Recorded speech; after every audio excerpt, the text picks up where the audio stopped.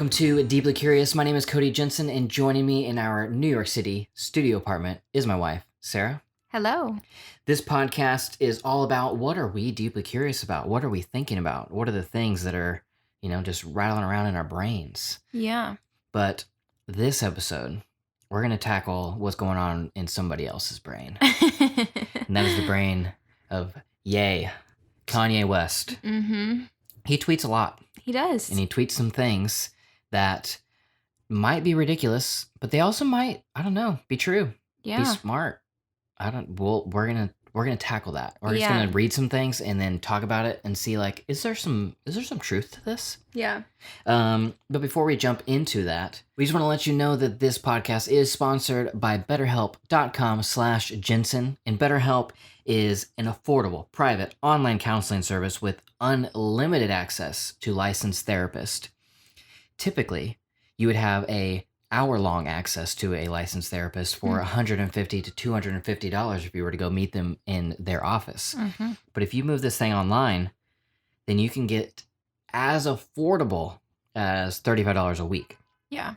With unlimited access. Amazing. It's super simple to sign up. Just fill out a questionnaire at betterhelp.com/Jensen, and then you are matched with a licensed therapist and that fits what you need, what you want, your preferences for what you're needing at that time. Mm-hmm. Mental health is not something that is for if you are feeling weak in your mental health. In mental health, everybody has it. Everybody has mental health right now. Yep. In your mental health, you just like having a gym membership, you got to work out. Got to take care of it. Take care of it. So if therapy is something that you feel like you could benefit from, which I'm here to tell you, everybody can, you could, check out the option of using betterhelp.com/Jensen for that. Like I said, as cheap as $35 a week, super simple sign up, and you can start with a free trial, figure out if it's for you. If it's not, who cares? Just cancel it. So Kanye West. Yes. He is a man of words. Mm-hmm. He is a man of many talents, skills, and abilities. Yeah. But is philosophy one of them? I don't know. I feel like I should just preface this by saying that I'm not the biggest fan of Kanye West. And I don't mean that, like, I think he's wildly creative and, creates good things. But I have a hard time with him. I just feel like I should preface by saying, like, I might sound a little, like, because you're already biased, a little judgmental or something, but I'm not. He's just a lot to handle, Well, yeah. So he has a very large ego, and that is what gets to you. Yes. Yeah. So I just want to preface that.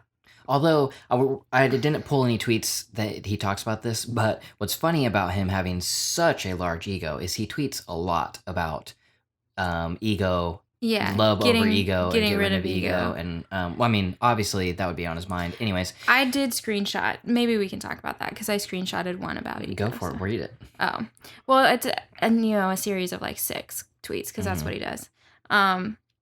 It started with "Give without pride," and then "Your pride can be and will be used against you. I killed my ego. Who or what is Kanye West with no ego? Just yay. This is new for me, but it's just how I feel now. I don't know why. I thought my ego protected me from doubters so that I wouldn't doubt myself, but there has to be a better way to do this." So, whatever. A lot of tweets. I do think, though, there's an interesting question in there that I thought my ego protected me from doubters so that I wouldn't doubt myself. Mm-hmm. Which is what ego is, right? It's like a mask you wear. It's a thing you wrap around you to protect yourself or to make yourself look better and to, like, hide your insecurity, I guess. Mm-hmm. So that's interesting.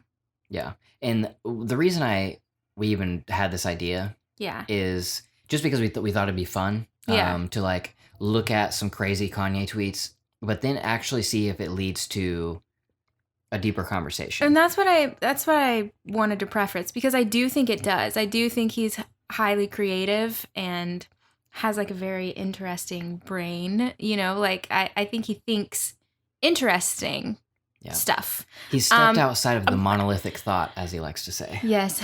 I just have a hard time like attributing him to like, oh man, I don't know how to say it. Like, well, what you're trying to say is people say he's a genius, and he's not. He's just a very creative person. Yeah. And to elevate him to the level to say he's a genius is giving him too much credit. Yeah, I think read his tweets. Let them question things. You know, like that's I appreciate his stuff because of that. But like to just accept that everything he says is up here is like maybe a little. And people do that. People are like, "Oh, Kanye, he's so smart." I'm like, he's actually just like firing off a bunch of tweets. We should probably like step back a minute and like see what they say, you know? Mm-hmm. So I don't know. Yeah. He's obviously you could say he's a creative genius. Yes, 100%. Like he has the work to back that up. Yeah. But to like elevate and say like this, I'm gonna listen to what Kanye says. He's a genius. Yeah, I don't know. Yeah. I wouldn't say that about very many people, though. Right. I would question it. I pretty much question what everybody says. So. Yeah, I mean, I can't even think of somebody I would say is a genius, like literally. Yeah. But so I have pulled some Kanye tweets, just to I don't know. I mean, I think that a lot of these have truth in them. Yeah. So I have no particular order on this, other than. I'm going to read this one first because I feel like it plays right into what you just said of ego being a mask. He said, Halloween is the only day you're not in a costume. Yeah. And at first you're like, okay. The fuck? But then it's kind of like... he's saying, though. Like, we walk around pretending to be somebody we're not in order to impress other people. Or at least that's what I read from it. Yeah. And I mean, I could even see just like... that we've been having this conversation with John Hill a lot of just like everybody wants to be a kid. And how we're like on Halloween, you are socially allowed to be whatever you want to be. Yep. And people just dress up in all these weird and crazy Nobody questions and quirky anything. things, but you can because this is a day when we're allowed to. Mm-hmm. And so every other day when you put on your suit or put on your like whatever to walk out in the world and be like socially accepted is your actual costume. Right. And then on Halloween, you get to adorn yourself in who you truly are. Yeah. And it's kind of funny. Yeah. I mean... I agree with it. I think there is that... I've read this quote recently, and I don't remember who said it or even where I saw it, but it was something about like every person gets to a certain age where all they want out of life is to like be someone else. Like all they want now is to not be them, you know? Which is like kind of depressing if you think about it. But if you think about it in the fact that like we are, you know, adults being somebody who we're not. Like the world is set up that way. The world is set up to make you somebody who you aren't. And it takes a lot of work to combat that. Like so much work that 99.9% of people just don't. Right. You know? I think this plays into that. Yeah, like you have to you have to fight harder to be who you truly are. Yeah. Than to like just become who society says you should be. Right. It's so easy to just be like, well, I'm just gonna like grow up and get married and buy a house and pay my credit card and go to work and it's fine. Yeah. You know, like that. It's so much easier because like, I don't know. There's a reason so many people do that, you know? Mm-hmm. I also think the idea, like we talked about this with John, like at some point in your life, you like go back to how you were when you were a kid to like find out who you really are or like what you really love. I also think like at some point in our lives, like all we want is to be a kid again. Like, yeah. I don't know. It's such a bummer. Like adulthood, like means like losing the childlike wonder or whatever you want to call it. I don't know. Yeah. And I think like it's so easy to become what the world says you should become that the ones who don't, the ones who step outside the status quo, are the ones that everybody looks up to as like the people they want to be like. Right. I mean, they have people in like the Steve Jobs of the world who stepped out of the status quo of like technology and all that type of stuff. But then I mean, even Kanye, he's stepping out of the status quo of fashion, and it's like, or music or whatever it is, and then there's other people who step out of the status quo of, I don't know, being a chef and like with a restaurant they create. They stepped out of the status quo of what food, type, what the genre of food like should be, and then now they have like this hit restaurant. It's those people who step outside of what the box that the world creates that we all admire. Yeah. And yet we let the world put us into. It really makes no sense. Yeah. And it makes no sense because, we admire all these people who step out of the box, but then at the same time we turn to our friend and we're like, what are you doing? Like, no, don't do, that's stupid. Don't do that. You know, like it makes no sense. Because they're not validated.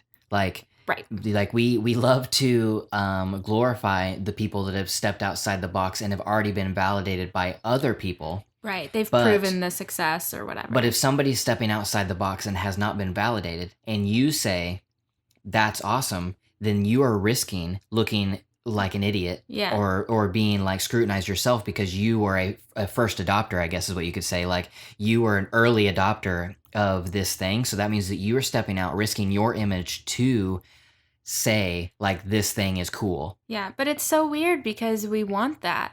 Like we all want that. But then whenever we're like presented with it, we don't do you know what I mean? I mean, because people don't want to risk their image. Yeah, but do you think it has more to do with image, or do you think it has more to do with like the fear of survival? I mean, it probably does play into that, like some sort of primitive part of our brain, and like, I know that's not what you were saying, but it made me think about that. Like, probably some of that comes down to like the primitive part of survival brain and like wanting, like, if we step too far out of the group, mentality, then like our brain is telling us that we're going to be left out to dry and starve and die because we don't have we're outside of, whatever you call that, the tribe. Yeah.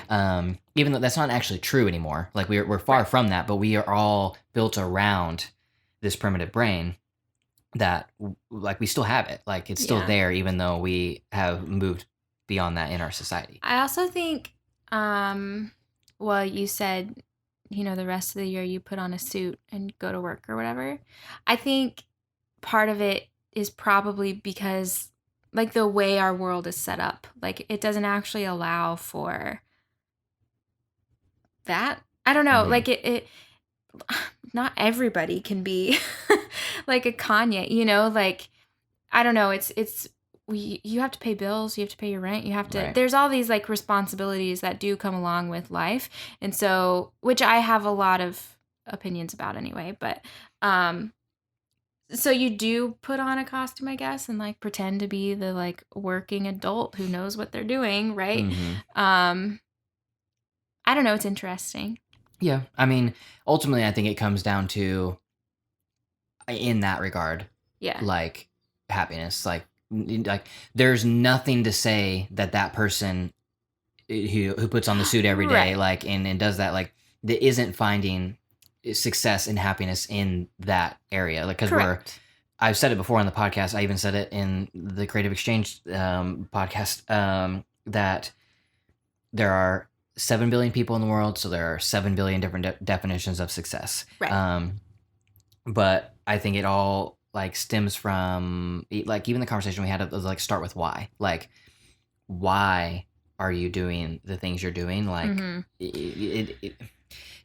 are you doing it because you want to live, or you're, I guess, being forced into like the box that the world says that you need to be in order to survive and be a contributing member of society, or are you happy there, I guess? Or like the other option is what is the risk of stepping outside that? Like, and doing the thing that maybe you've always wanted to do. And like, yeah, maybe people like look down on you and say like, I can't believe like he quit his like job at Frank's Furniture that he's had for 30 years and he has, retirement in 10 years to go play badminton in France. It's like, who cares? Yeah. Like, if you did it, you did it. Yeah. And if you, I don't know, we've had this conversation so many times. I mean, it's just, that's like a soapbox I just always get on. Yeah, you do. Is just like doing things because of what other people think of you. Yeah. I don't know. I hate it. Anyways. Next tweet. We'll just move on. Yeah. So this was at Kanye West says, we're in this so-called information age, but we're starving for wisdom. I agree. And I was like, we actually just had this conversation about how I said something like, we literally have everything available to us at our fingertips, but we know nothing. Yeah. And I was specifically talking about it in relation to news. But I think you can really apply that to anything. Right. I mean, we're like in this time where there essentially, if it is known in the universe, then you have the resources to know that thing. Yes. And we have the ability to know so much. But I think that I think the information age has created this like shallow, maybe like way of living and way of thinking to the point now where we are lacking ultimate wisdom and that people are not making wise decisions. And there's a difference between being like smart or like knowing things or whatever, right, and actually being wise and like knowing like there's a depth to wisdom that I think we don't appreciate or even really consider.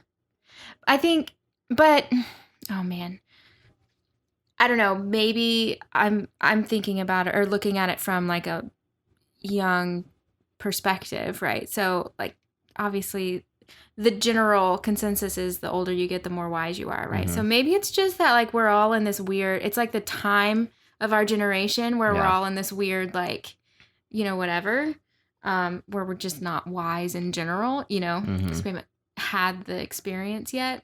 Yeah, because like the like oldest person that could have grown up on the internet is not yet reached the age of wisdom. Right. Like, that's a little bit of stretch because, I mean, wisdom doesn't come with age, or wisdom isn't any particular age. Right. But it's with life experience. Right, life experience and all that type of stuff. But, I mean, there is no, like, 50-year-old even that grew up with the internet. Like, and grew up on a phone with social internet. Like, it's at their all fingertips brand all the new. time. I mean, everybody that grew up with, I mean, because even myself, I'm 29 years old. I did not, the iPhone wasn't invented until I was a senior in high school. Right. Not that the internet, I mean, I obviously had the internet before then, but this like information age of like, but having at the your internet, fingertips, having a phone with unlimited information. I mean, I had gone through adolescence. So, and I'm 29. Yeah. So it's also like I think it's impossible to actually know that much. Like, it's sort of like an information overload. So you just like, you can't take in anything, like after a certain amount of lecturing or whatever, you're just like zoned out and you hear nothing. Like you didn't even hear all of those horns that were just honking. Correct. Yeah. And I feel like it's the same, at least that's how I feel on the internet right now. Like I feel just like bombarded. Like there's so much from every angle that I just can't at all, You know what? Also, I feel like information and wisdom aren't the same thing. Right.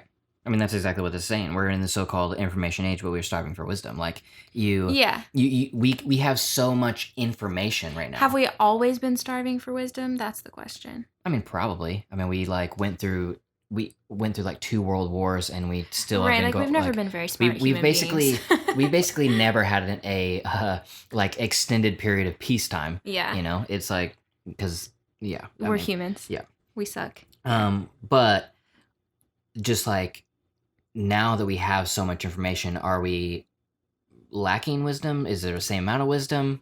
Have we gained wisdom? I think that you can't even know because it's so new. Right. We are the trial and error generation. You know, I think actually, again, I don't know if this really has anything to do with wisdom, but I saw a tweet from an author, and he like reposted an article or something. Anyway, in the article it said like 63% of young people, like what's the generation below us called? Z, wish social media hadn't been invented. They're like, they like don't want it, you know? And I think that because they're learning, like we are the trial and error generation. And like, it's interesting to question, like, what is it doing to us, you know? Yeah. And I do think that it offers a sort of shallow life that we're just like kind of complacent and happy with. Happy with is maybe not the right word, but like everything is so hard that it's just easier, you know? Yeah. I don't know. It's interesting. That made me think of this other Kanye tweet that I pulled. And he said, "Look at your phone as a tool, not as an obligation. Would you walk around with a hammer in your pocket? Would you pick up a hammer when you needed it? You would never be addicted or obligated to it. Use your phone like a hammer and only pick it up when you need it." Yeah, I totally agree. I actually have been feeling this a lot lately. So I tend to be on my phone a lot when I'm like more anxious, which is obviously like the worst thing you can do for your anxiety. But like, it's just like the way for me to like actually not acknowledge the things I don't want to acknowledge, you know? And so I've been doing this thing. I turn my phone on Do Not Disturb 100%. Like it doesn't come off of Do Not Disturb. I started it like 4 days ago. And it's like the best thing that's ever happened to me. I love it. I like forget about my phone. And that has not happened to me in years. Like I have always been very conscious of where my phone is. Who's touching it? Yeah, I'm still very conscious. I don't want anybody touching my phone. I'm very like, that's like a privacy thing though. I feel like violated if you have my phone.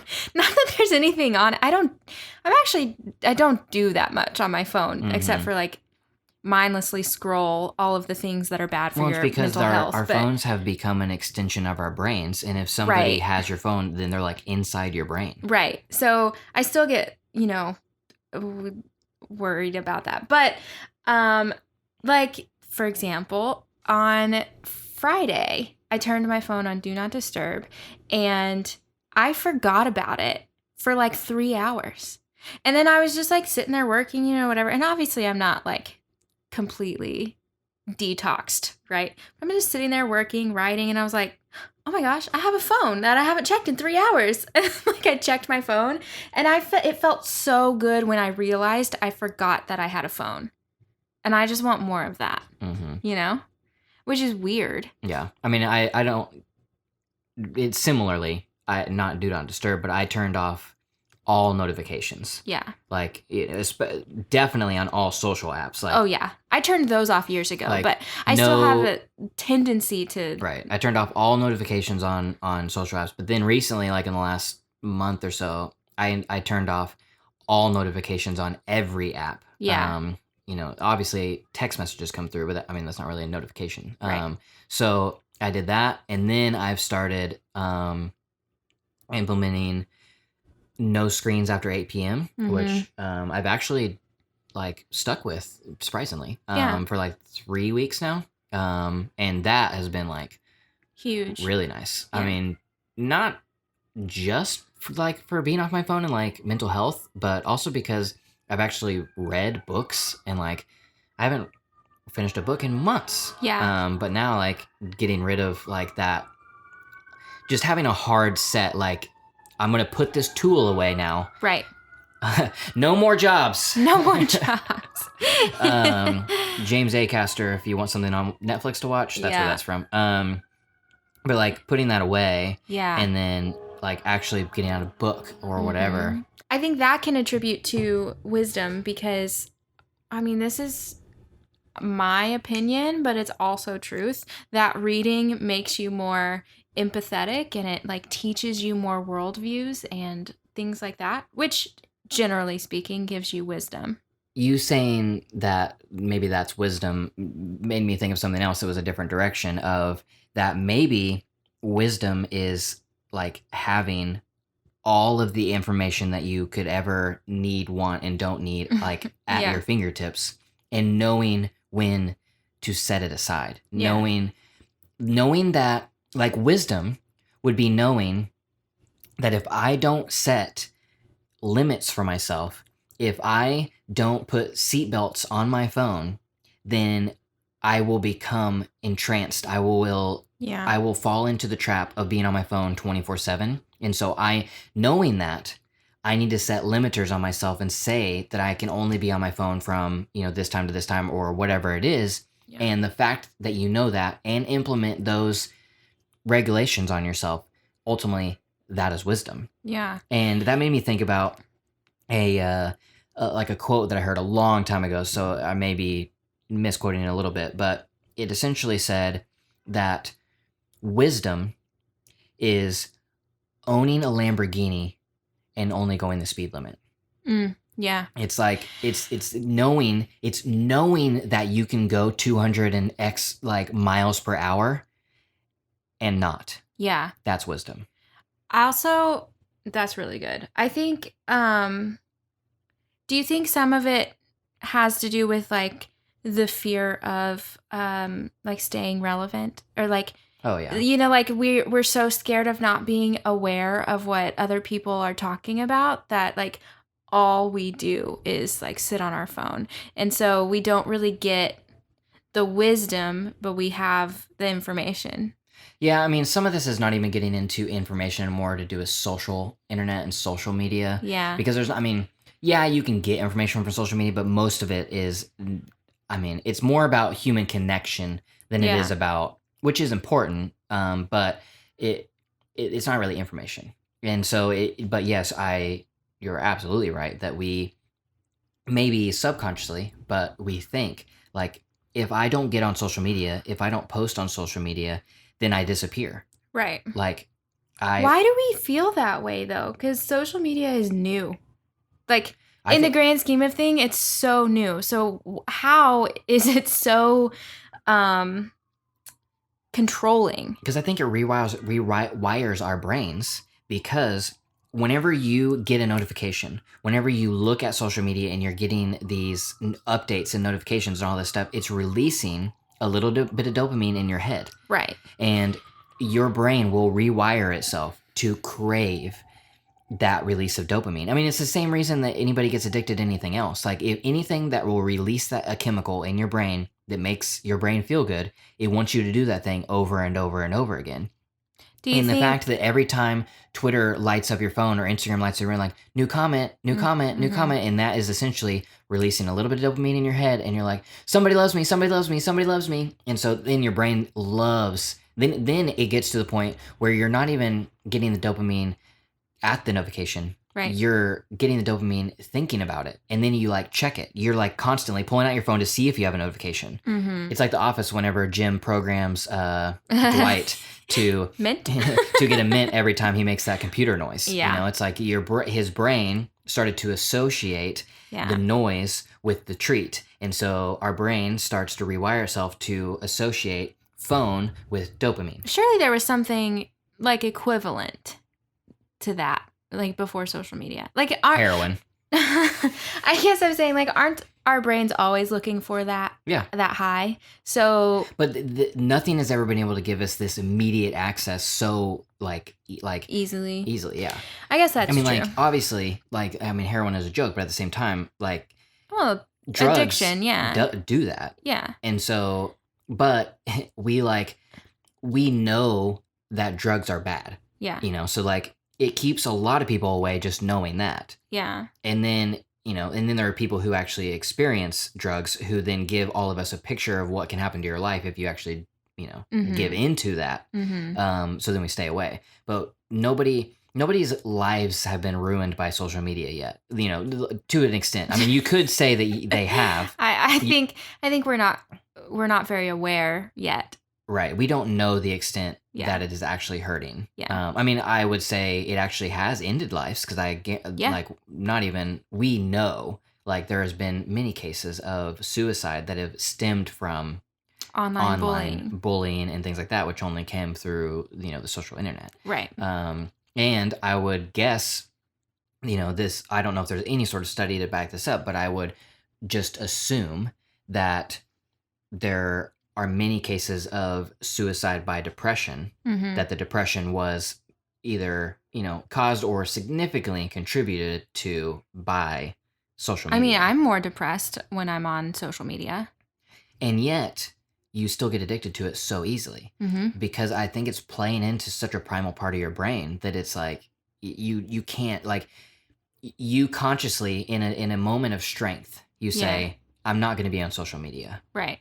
But then whenever you get tired and that strength, like, right. It wavers. Right, because it's really hard it's just like any sort of like withdrawal, I guess. Like, it's really hard to be like, cool, all my friends are posting on their stories right now and I don't get to interact with it, Yeah. I also think that's like it's like how I interact with my friends the most, right? Like we text or whatever, but mostly it's like responding to stories. So you do feel like you do miss out on your friends' lives. So, which is just like a sad byproduct of social media that we're like communicating on that instead of like in real life. Right. But I do think that makes it harder to be off of it. Yeah. I was just thinking that, just wisdom, knowing your limits, knowing yourself. And I was thinking about, what's an example personally. And I know that if I get, so I a long time ago, this has probably been close to a year now, I started not charging my phone next to my bed where I have to physically get up to go get my phone, which I would highly recommend.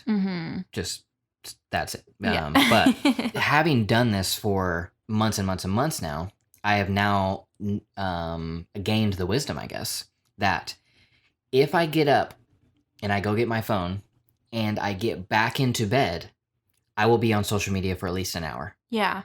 Because I will go through, Instagram, Twitter, Facebook, YouTube, Instagram, Twitter, Facebook, YouTube, whatever. And I just like hit the apps like over and over and over again. Even though like I got to the point, I remember having this conscious thought of like, I got to the point where I realized that I was doing that like anytime if I would get back into bed with my phone, it'd be an hour, at least. And so there was like, I don't know, a few weeks ago or something, I really didn't want to get up, but I wanted to like play on my phone for a bit or whatever. And so I got up and I was like, I'll just like get in bed and I'm just gonna like look at each app one time. An hour went by. And because like once my brain was in it, it was in it. Yeah. Like I couldn't get out. Well, it's like when you're sitting on the couch or whatever with your computer open to Facebook and then you get on your phone to Facebook. Right. It's like I've caught myself doing that crap. I don't even know how many times. And it just is so, I can't think of anything more stupid than like switching between the same 3 apps on your computer and your phone at the same time. It's absurd. Yeah. But you don't ever realize that you're doing it. And so now knowing that, I guess going back to like gaining wisdom, like wisdom tells me that if I'm going to get on my phone, I need to get out of bed and stand there or, whatever. Like do not like allow myself to get into a lethargic, I guess, like position and start checking my phone. Like walk, whatever it is, like, and check it, because then it is activating. I don't know. Yeah. Just for me personally, Yeah. like that is what I have found, that if I'm gonna like literally just like check a couple apps and then put it away, I cannot be like laying down and like in this comfort I also position. highly recommend not checking apps in the morning. Oh yeah, 100%. Create before you consume. I have not conquered that one yet. Yeah, me neither. Like even I will get up and I may not do it like first thing. Like I may, I don't know, like I may like listen to a podcast and clean or do something else before, possibly. I do it first thing. But most of the time, like I'll like get up, maybe go to the restroom or something, but then I'll like check, my phone and then maybe I'll put it away. But it's like, I usually don't spend a ton of time on my apps in the morning, but I check every single morning for notifications. Yeah. It's so stupid. Well, again, it goes back to that dopamine. Like, we are drawn and addicted. Like first thing in the morning, we got to get our fix. I hate it. I mean, it's just like if you were like addicted to nicotine, like the first thing you would do is smoke a cigarette. Yeah, it's true. Or caffeine too. I mean, there's a reason everybody gets coffee in the morning. Yeah. I mean, I don't have like a bunch of suggestions. Well, I guess I have a few suggestions that I've tried that have actually made my life better, but I haven't ultimately figured out like how to conquer the tool. I think it's just wisdom is just about self-awareness. Yeah. And just like really paying attention to your actions and your motives. Mm-hmm. Yeah. One thing about Kanye tweeting, he said, would you walk around with a hammer in your pocket? Yeah. What he's forgetting is that we had decades of hammer loops on every pair of jeans. Yeah. Until the phone was invented, and then they the tool changed. Yeah. Everybody used to walk around with a hammer every day because that's the only tool we had. That's actually, I know you're joking, but it is kind of correlated. Like the hammer. The hammer loop. Pocket, the loop did go away around the internet time. I mean, growing up, and I mean, even like... It was even 90s, right? Yeah, I mean, even in high school, some of my jeans had hammer loops. Like, you couldn't buy jeans without a hammer loop. Why did it even have a hammer loop? I don't know. I never carried a hammer. You didn't? No. That's weird. It's like the first thing I grabbed in the morning. Most fear is learned. I agree. I would say all fear is learned. Yeah. Well, I don't know if I would say all, because I do think that humans do have like an innate fear for certain things. However, I mean, what's something a baby's scared of? I don't know. I'm not a baby. I don't know what babies think. I mean, I guess you can scare babies. Like you can like jump scare them. No, but that's not fear though. Yeah. I mean, but I'm saying like a toddler, like you have to teach them everything they need to be scared of. Right. There's a reason they just burn their hands on the oven or whatever. Right. And like they just run out in the street and they just like jump off of, like literally will just jump off of things. Right. And you're like, what are you doing, you idiot? I also think... What are you, a tiny human being that hasn't been taught anything? But don't you think there are certain like predispositions that some people have that others don't? No. I think their parents taught them that. Really? Yeah. I mean, think about like kids that you know. Yeah. That this kid had parents that were more neurotic and they were more like protective and they're like, don't. And then you have, other examples of parents who let their kids just do whatever they want. The kid with the parents who let them do whatever they want are kind of fearless. Yeah. The kids that have the neurotic parent are like, they're scared of everything. Yeah. It seems like there would be something that like, just like an innate, like, because we are like wired for survival. Yeah. So like there's got to be something innately in us that like understand, and maybe it's not a fear, but maybe we just like recognize danger. Maybe that's what I'm thinking about. Yeah, I don't know. We definitely are all born with the fight or flight response. Yeah. Because that is like, our primitive brain, like that's what causes so many of our actions. Yeah.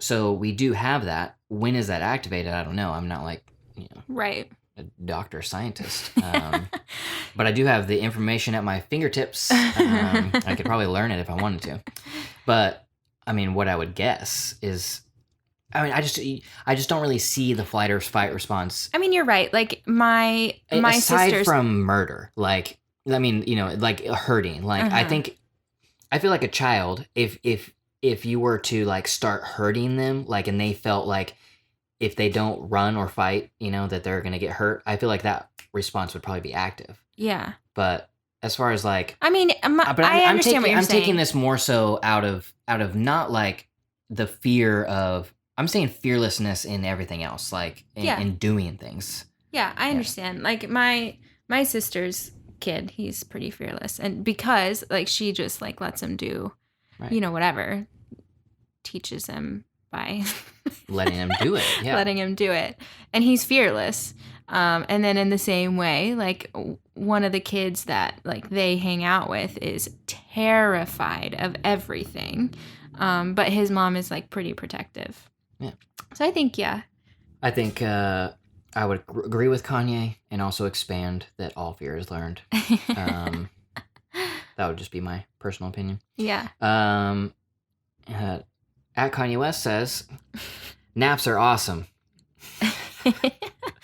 I mean, he's not wrong, but isn't it scientifically I kind of disagree, said though. that... I don't think naps are awesome. I know, but don't they say that you shouldn't take naps? That it's actually bad for your, like, sleep cycle or whatever? I mean, I don't take naps very often, but mostly because I have no self-control and I can't do, like, a quick nap. Like, my nap is, like, 3 hours, and then I don't go to sleep till, like, 4 a.m. Yeah, I mean, there are some... I've heard different things, like, throughout my life, in especially, like, reading and listening to, like, productivity books and podcasts and all that type of stuff. Like, there are some people that have studied this that, like, say, yes, like, naps are, like, beneficial. Others that say, like, it's, not, and depend on whatever. I don't know. But I think long naps are not beneficial. Like, right. a very, very short, like... I can't do it. I think... Don't they say like 20 minutes or something? Or less. Like it's that you don't want to enter a REM cycle. The thing for me is like how do you even fall asleep in 20 minutes? I know. I literally every single night lay in bed for 2 hours trying to fall asleep. There's no way I could just like lay down on the couch real quick and take a quick 20. No, that's not a thing for me. And maybe that's why I take long naps, because it's like such a it's a marathon getting myself to sleep. So like I'm gonna enjoy it while I'm asleep, That's why I like take long naps. So I'm like, well, I'm already here, might as well get it all in. Yeah, I never take naps. How to not kill yourself, part 1. Avoid being around people who make you want to kill yourself. I love this tweet. It's one of my favorite Kanye tweets ever because 1, it's true. And also, it's just kind of snarky. Yeah. But, I mean, yes, as far as a deeper conversation around that, like, I mean, really, like, the people you surround yourself with are the number one factor to how you're going to feel. Yep. Yeah. Yeah. Yes. I don't even, like, I used to, and even just, like, not even just, like, who you surround yourself with, but just the like understanding that you need to be surrounded by good people. Right? Like we all kind of sort of believe we can do this thing on our own, and like I'm going to prove you wrong, and like you'll see, I'm going to make it. I will show you. Like it's very much like we're very, I don't know, what's the word? Self-centered. But ego driven. Yeah. But you really can't do it on your own, like, right. And also it's really depressing to do it on your own. And so, but what I'm trying to say is like we don't value relationships like we should. And so we just kind of like, yeah, whatever, like I'll just hang out with you because it doesn't even matter, like there's this like kind of like flippant idea, I think, about like who we surround ourselves with. Sometimes we let proximity decide who we're going to hang out with a lot of times. Yeah. Like the people, you just like happen to be friends with these people because they happen to be the people who got hired in your department. And sometimes that's really great. Sometimes it works out that way. My best friends in life are because of proximity. But they also happen to be the best people I've ever met. So I think like sometimes proximity makes a difference. Like it does. Yes. But that proximity was church. I mean, so in that proximity... Right, it was because I placed myself in a healthy situation. Exactly. For me. The proximity was that you put yourself in kind of a like-minded environment of people who are all choosing to put themselves in a position of growing towards health. Right. Like I chose to like Yeah. Be like, okay, I don't want to do this, but I'm going to because I know it's healthy for me. Right. Versus like if you were to become friends with like some people who are happen to be in the department at work or whatever. Yeah. Not that those people could not be great people, right. but a lot of times those friendships are based off of toxicity. Yeah. And the fact that you both have a common enemy. I've had good friends in work that it was all based around complaining about our boss or whatever. Right. Like whatever was happening in the office. It's like unity and hate. Yeah. But I think actually recognizing sometimes it's easy to recognize like the people who make you want to kill yourself, right? Sometimes it's not. Sometimes like you have no idea that somebody is making you feel worse. And it's just like it takes a lot of we're just really huge. I feel like we just regurgitate the same stuff all the time, but like self-awareness is the most important thing, and it takes a lot of awareness about who you are to recognize like, oh, that person is really nice or cool or whatever, but they're not healthy for me. And that doesn't make them bad necessarily. It just means that you guys shouldn't be as close as you are. Yeah. Or whatever. Two things. One, Gary Vee has made an entire career out of regurgitating the same 4 things over and over again. So who's to say we can't do that? Yeah. Two is that Kanye also tweeted this other thing that goes right into what you just said of you can love people that you don't want to go to lunch with every day. Yeah. It's so true. And it's like this is a thing that I have. It took me a lot of years to learn this, but I've like recently learned it that because I never want to like upset anybody or disappoint anybody or whatever. I love people and I want people to feel loved from me. But you are only so much and you can only be so much and do so much and love so much. And I mean that not in a like selfish way, like, oh, I'm not gonna love you because I love this person, I don't mean it like that, but you can only just give out. You can only give out so much. And for a really long time I stayed so like unhealthy in a certain like situation because of that, because I wanted this person to know that like I loved them.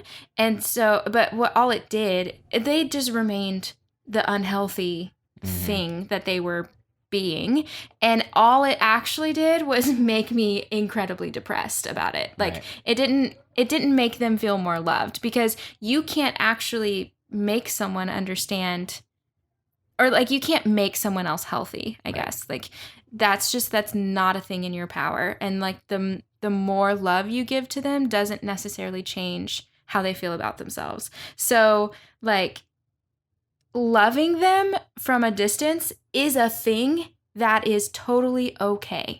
And I was telling my friend this recently because she was having like a relationship problem, and I told her, I was like, you're only responsible for you. That's it. That's all you can do. You did your part, but you cannot control how they react. And all that you worrying about how they react, the only thing that does is make you more unhealthy, which isn't healthy for them either. So like you have to make sure that you are healthy. And it's not coming from a place of selfishness, it's coming from a place of love. It's coming from a place of like, I need to be the best me I can be so that I can like help you when you're ready. Right. I guess. Yeah. I mean, loving people from a distance, I think, is one of the things that a lot of people have to learn. Yeah.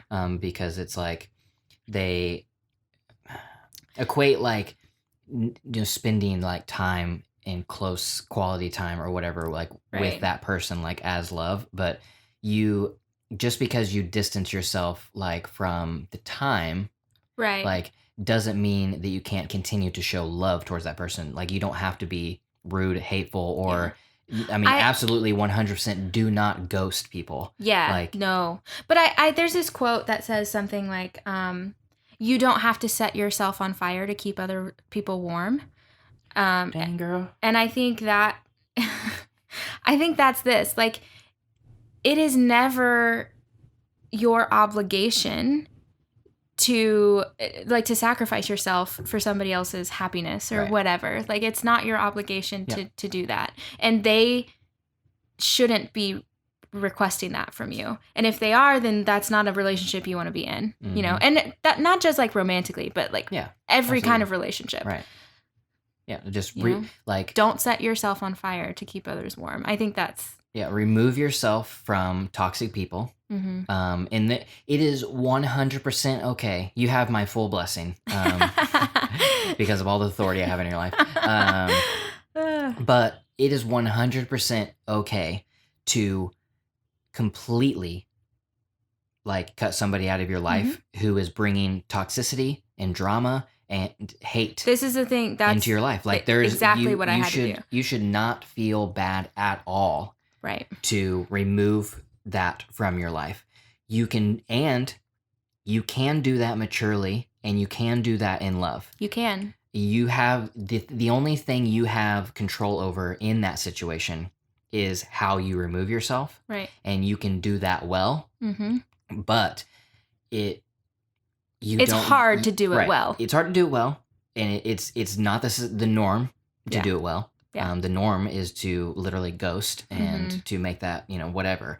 But regardless of all that, the whole point of it is, though, honestly, if the only way you can get out of it is to ghost them, just do it. Like, you should not feel bad at all for doing it. Like, for removing that from your life. Right. As long as I think you should always look at your motives and like why you're doing what you're doing. Because I don't think like it's really easy to make excuses for yourself and like not hold yourself accountable for like your own actions. I never want to do that, Right. I always want to like be aware that I'm also an imperfect human being who's like made mistakes in this relationship, But like, yeah, if it's toxic, leave.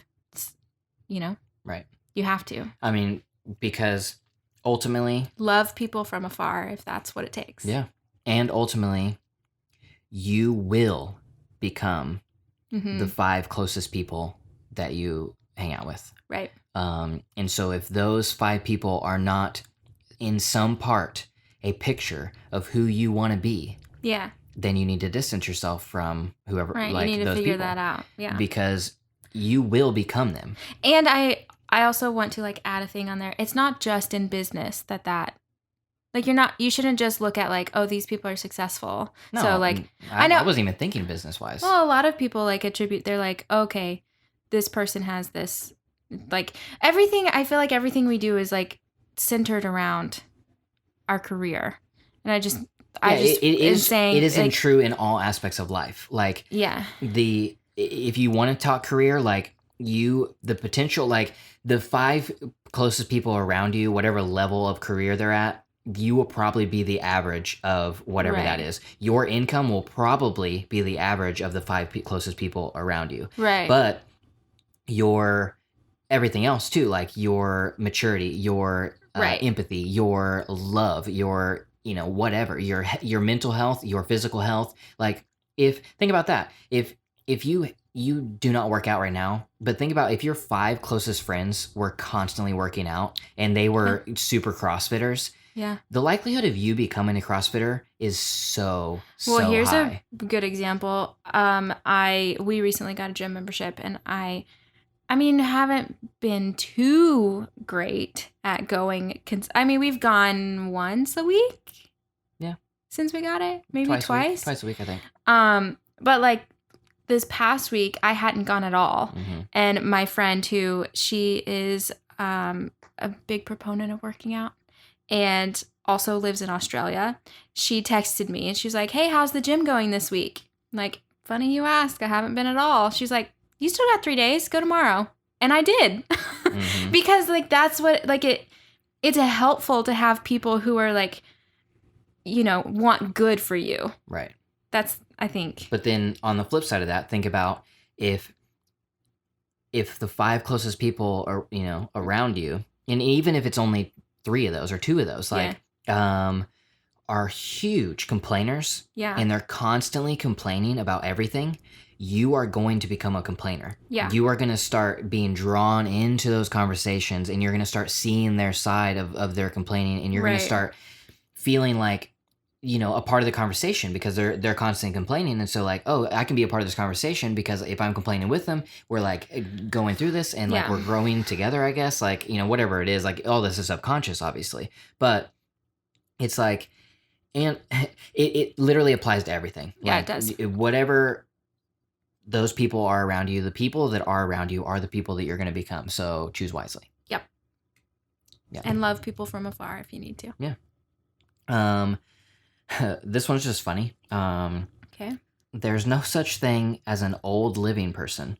People from thousands of years ago are old, perhaps, but if you're alive, you're young. Yeah. That's one of those that I say, like, maybe we shouldn't take everything he says to heart. You know, like, that's one of those tweets and I'm like, okay, cool. Yeah. It's like, yes. Do I agree that, like, 80 years is not that old? Of course. Like, but it is relatively in the scheme old. of thousands of years, of course. It's called relativity. And but you will only live to be 85. So in the relativity of your life on this earth, you are towards the end, aka you are old. Yeah. If you're talking from the span of your the body dawn is of old. existence, then yeah, you're 85. Like, I mean, the existence of human beings is a blip on the radar of the existence of the universe. Like, we're all little babies. Yeah. If you're talking about that. But your body can only last so long, so. So guess what? You be old. That's one of those tweets that I'm like, all right. Okay, and then I want to end on this last one that I actually don't think he tweeted this because I looked it up. I tried to find it. I found multiple articles where this was quoted by Kanye West, but then I found some that were like source unknown though. So like this quote is attributed to Kanye West, but I couldn't actually find a source. Gotcha. Would you believe the things that you believe if you were the only one who believed it? Yeah. So I saw this back in 2016 and it really wrecked me pretty much. I read it and I was like, oh my gosh, I think everything I've ever thought is a lie. What are we doing on this earth? I have no idea. Like, it was just like I was like, what do I do with that? You know?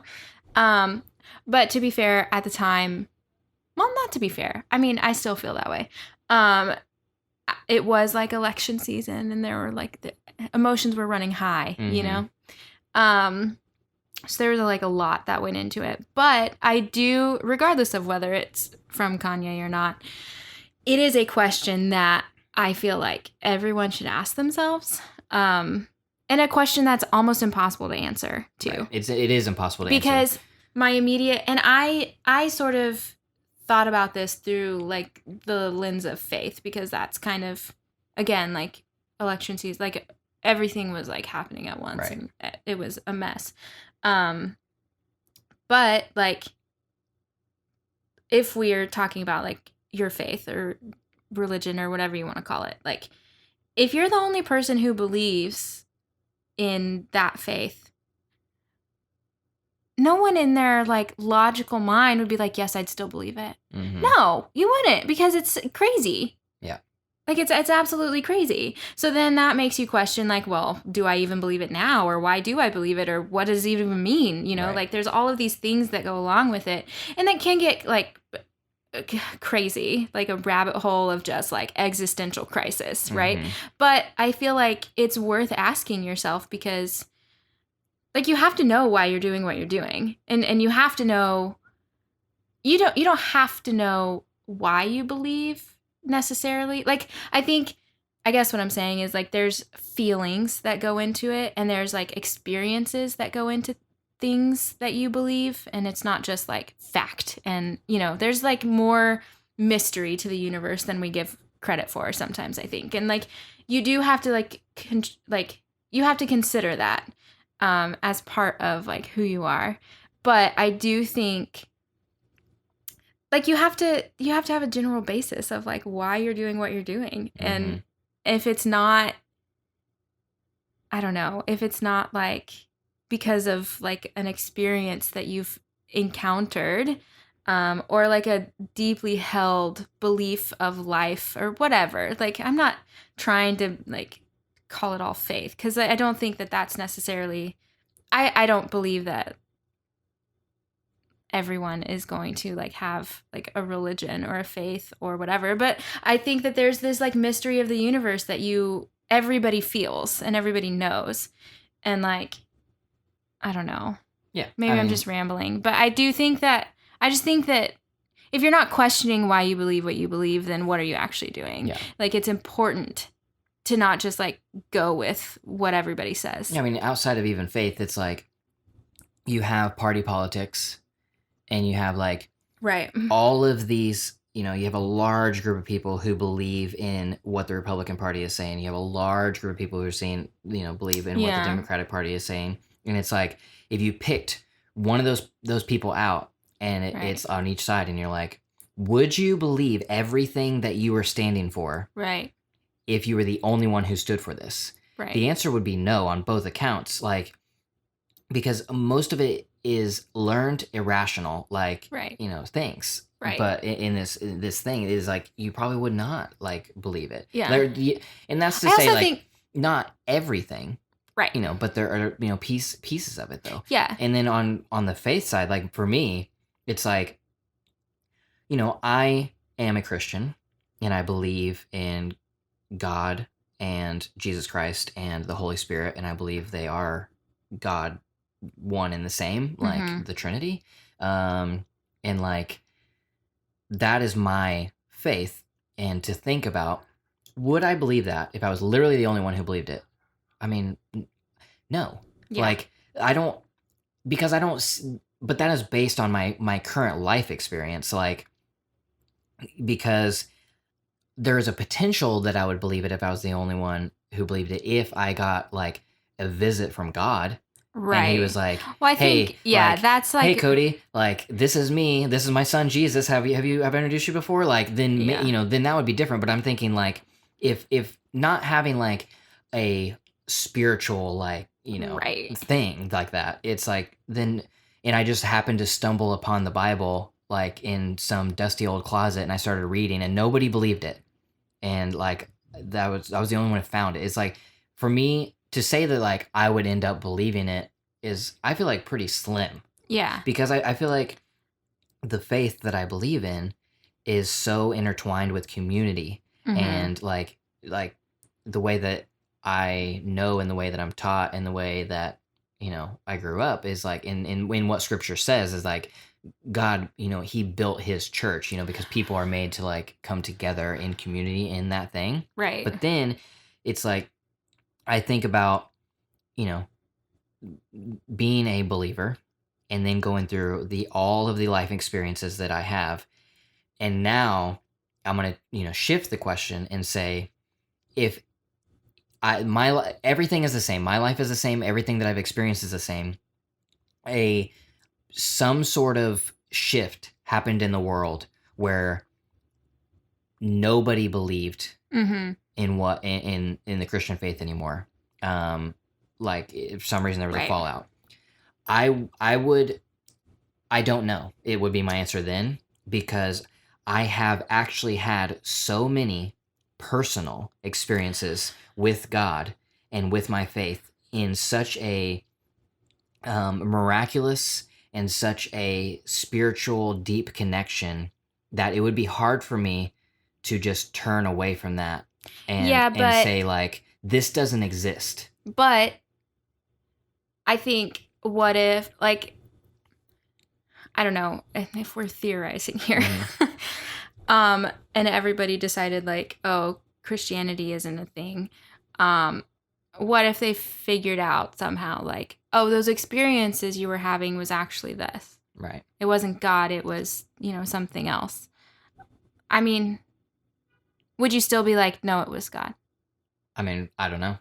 I would get, like, if I was just to guess, I would say for a while, I would deny it. Yeah. And I would say it was God. And then if I was the last one, the last holdout. Yeah. I mean, the likelihood of me like turning over to the spaghetti monster god, like, then probably, like, it would be so hard. It would be so difficult. I think that for me, regardless of like if it was a thing and then like everybody decided it wasn't or whatever, like just I guess I am just a person who constantly questions no matter what. Like, and not out of a place of well, I guess maybe out of a place of doubt or whatever. Like, I don't really know what I'm doing, right? I just have a hard time saying anything with any certainty, you know? Mm-hmm. Like, I literally ask me anything in my life and I'll tell you, and then the next sentence I'll say the exact opposite because I'm like, oh wait, but maybe it's but maybe it's this. Like, actually, on the podcast we recorded with Sarah Dici, I did that in my head during the during the interview. We were talking about like if females female pronouns had been used in the Bible versus male, like would the world look different, you know, things like that. And I said something like, you know, it makes me wonder, like all these like female owned and operated businesses that are coming up are like all female employed, right? There's like no males who work there. Like, are we doing the same thing that the men have done by like, you know, I'm not discriminating, but like hiring excluding. And then Sarah started talking about something, and in my head, I wanted to say like, but actually, I don't think that's true because we've been oppressed long enough. We can do whatever the we want. Like, I would like.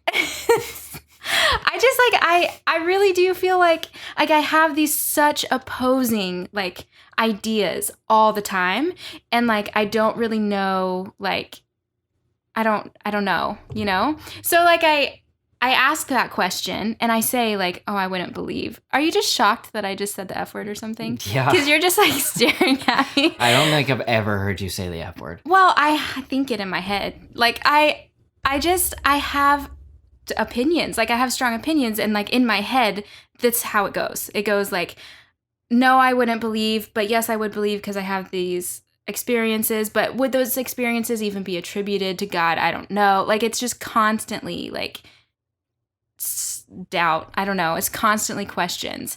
And I think that about literally everything, anything you could possibly ask me a question about. So like you may ask me a question and I will give you my 100% opinion, honest, true opinion. And the next day I'll decide something different. And it's not because it's not because I'm wishy-washy. It's just like I just really see a lot of different like angles. And so I can't figure out which one is the right angle, you know? Yeah. So that question, it just messes me up every time. Like, I don't know. Probably not. I don't know what we're all here for. You know, like there's just so much. It's an impossible question to answer. It's definitely and impossible. I've thought about it for 2 years, and that's the most articulate I can be about it. It's like, you know? I don't know. I mean, yeah, it's definitely an impossible question to answer because you have no idea like what circumstances would lead to that.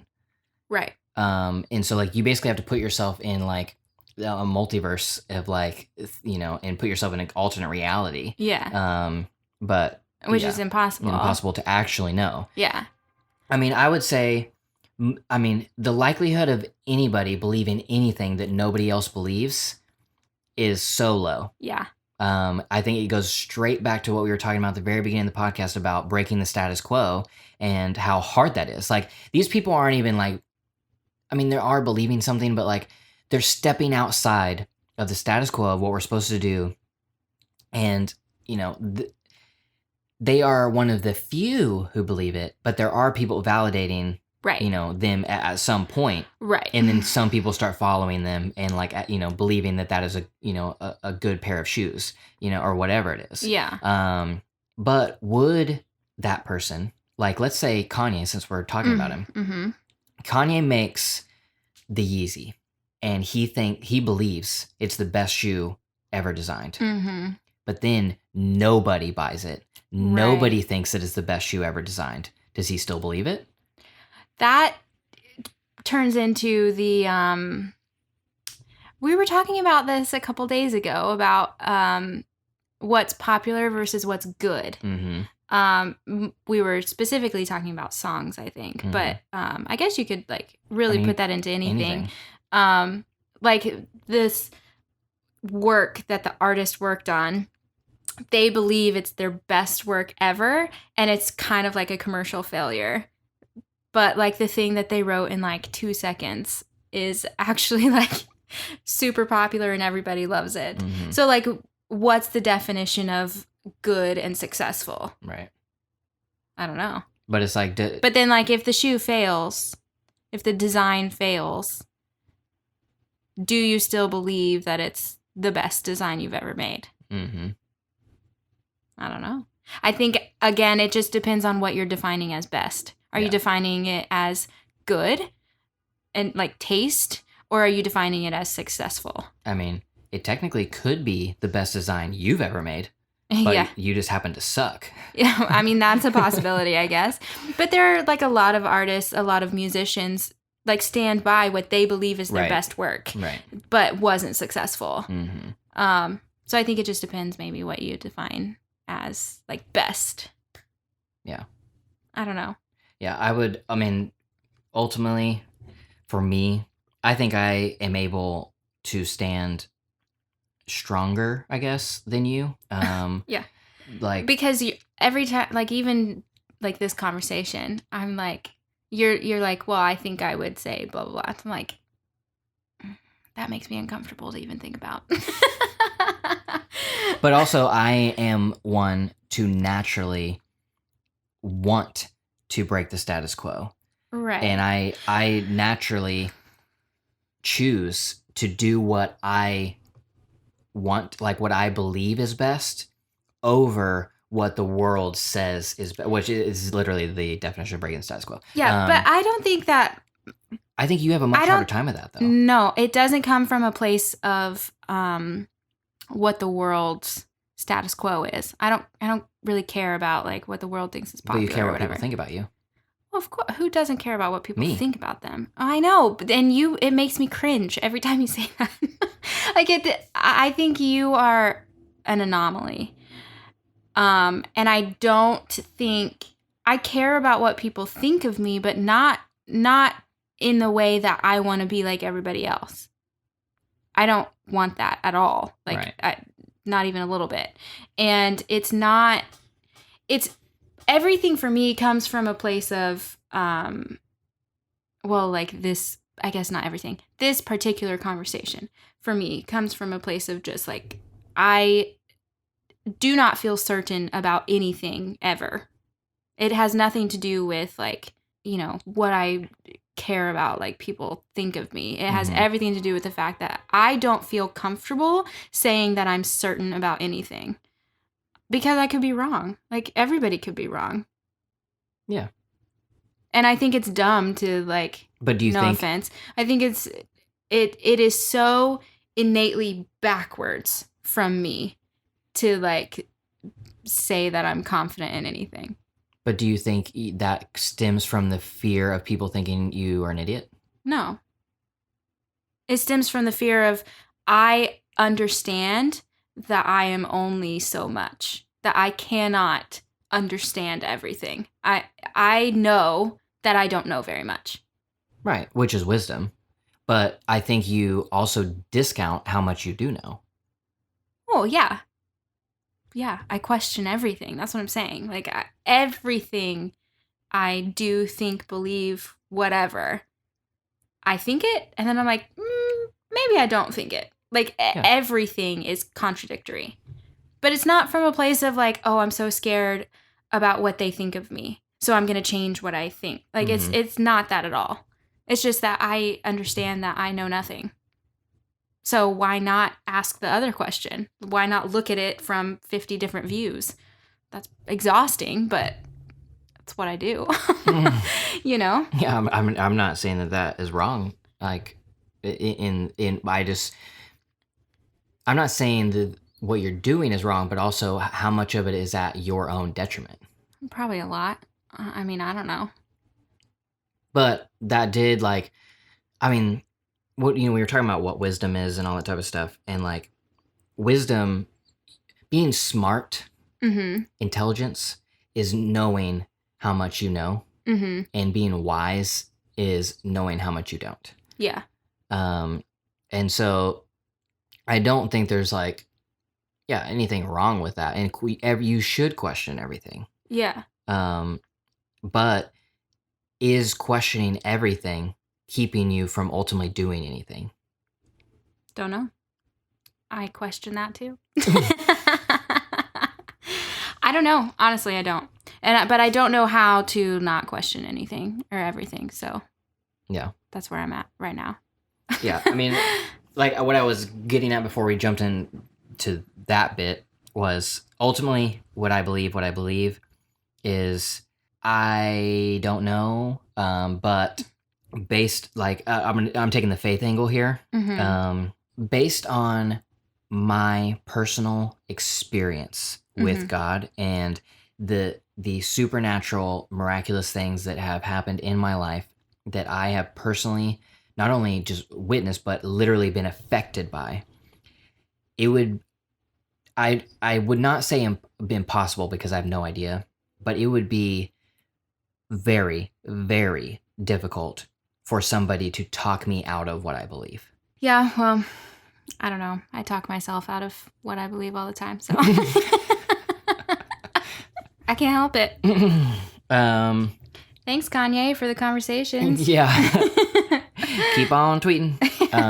So thank you guys for listening to this episode of Deeply Curious. One thing I want to throw out before we end the show is if any of you guys have any curious topics or questions that you think would make it for an interesting podcast, we're always open to having you guys submit those. Yeah. You can just comment on the YouTube video or tweet either one of us. All of our links and all that stuff is in the show notes.